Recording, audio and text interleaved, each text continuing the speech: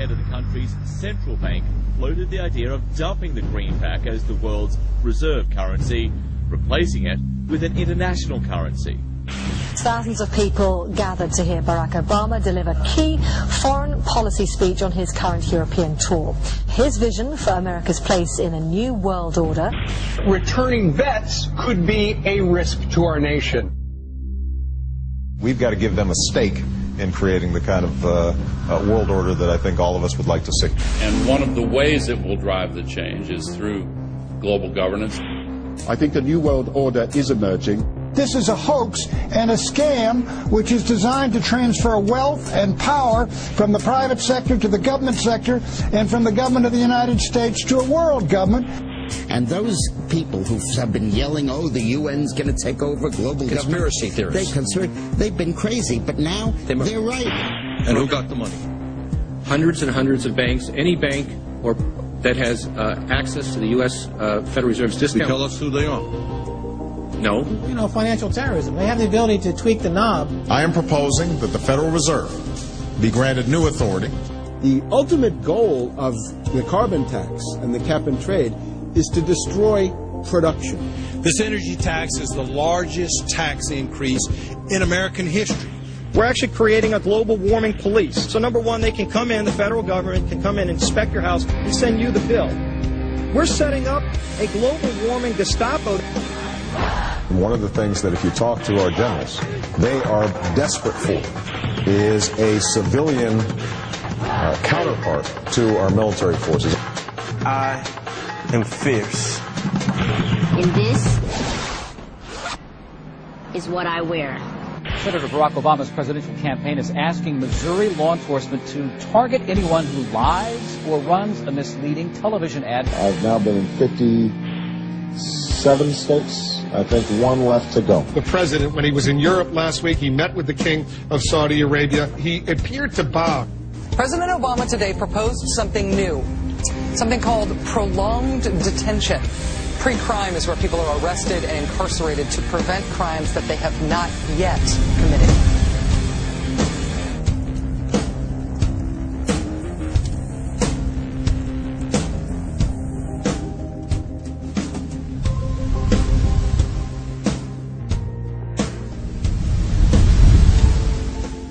It's the World Wrestling Federation. It's the Washington Wrestling Federation. They put on this show that they're bitter rivalries, you know, villains, and they really don't like each other. But behind closed doors, they buddy up for a drink and make deals. Both the Republican and Democratic parties are owned by the same global elites.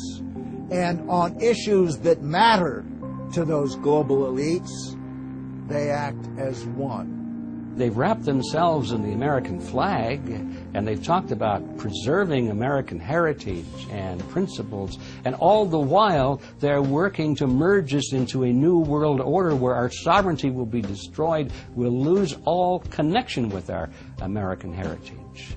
With Bush, you knew exactly what you were getting. It was there was no iron fist in a velvet glove. It was just the iron fist. Whereas with Obama, you've got the velvet glove and the iron fist. You know, a very sharp guy, very smooth, knows exactly what he's doing. For that reason, far more dangerous than Bush. Well, at the end of last year, I was willing to give Obama the benefit of the doubt. I thought it was premature to write this guy off.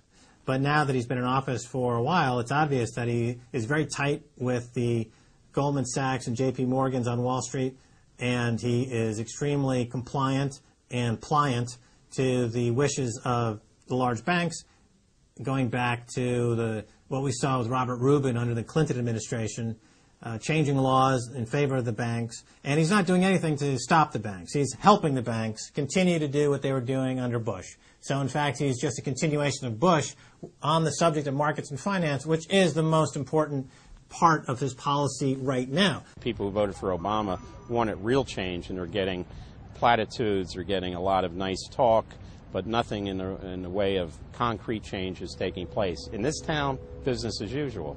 There's one puppet master that controls the left, and there's the same puppet master controls the right. They control the Republican Party, and they control the Democratic Party. This is not a party issue.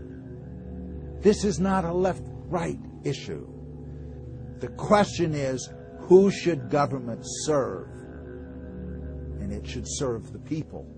In fact, government is just a tool of the dominant minority that uses economics and government law to enforce upon the public various mandates. The right-left paradigm in the U.S. and in U.S. politics is taken directly from the commercial world and the corporate world. In the business world, you have Coke, Pepsi. You have McDonald's, Burger King. You've got AT&T and Verizon. You've got duopolies.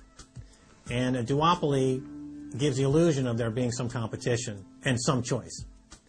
And it looks a little bit better than a monopoly. So, for example, in Communist Russia, if they had Communist Russia Red and Communist Russia Chartreuse, there would have been the illusion of choice and something akin to democracy in Russia. But they simply said, forget it, we're just going to go with red.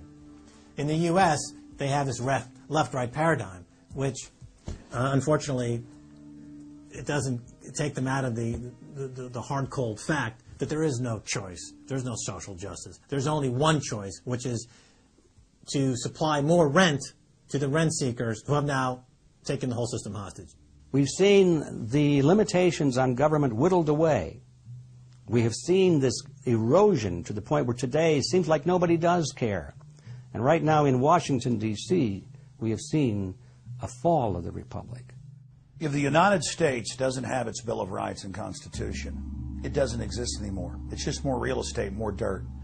And that's what these global corporatists want. They want to completely dismantle the Bill of Rights and Constitution, and they're doing that right now. This is the fall of the republic. Our nation is dying. We, the people that live in this fine country, need to stand up, get involved, and take the system back.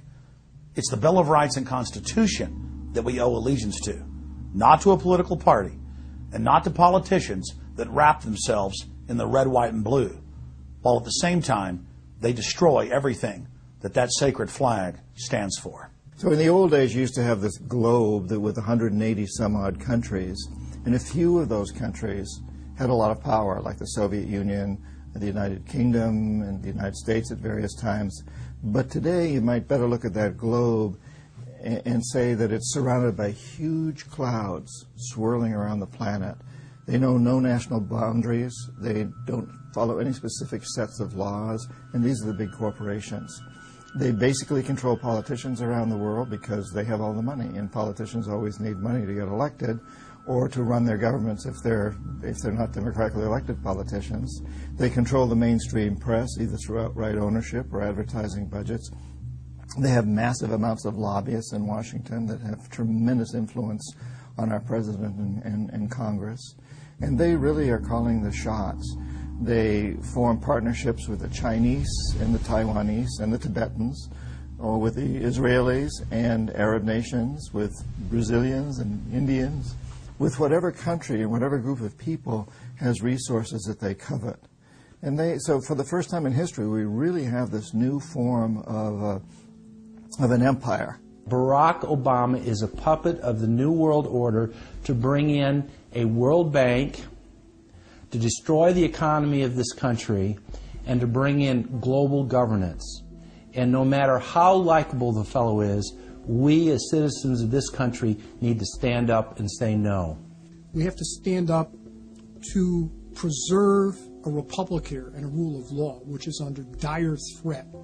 We don't want to live under a world government of the corporations, by the corporations, and for the corporations. I don't want to believe it, and that's probably what holds me back on it, but I'm certainly seeing enough indication that it could be true.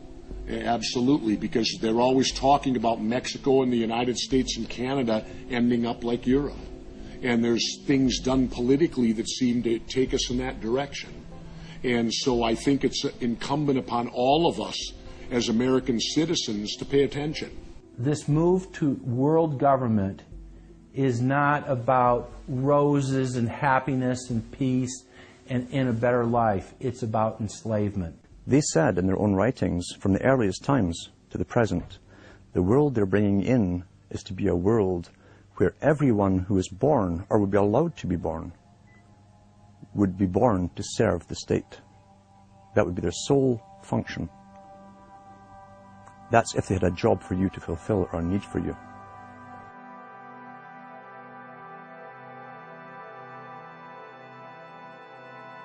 July 4th, 2009.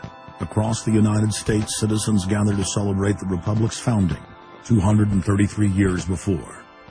Most people in the crowds were aware that America was going in the wrong direction, that things were changing for the worse.